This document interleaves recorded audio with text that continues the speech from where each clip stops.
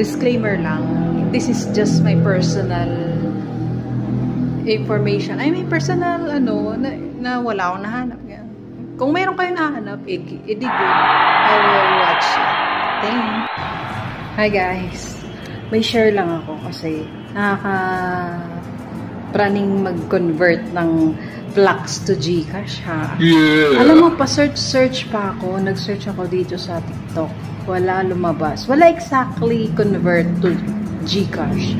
Then, nag-search ako din sa YouTube. Ito lumabas.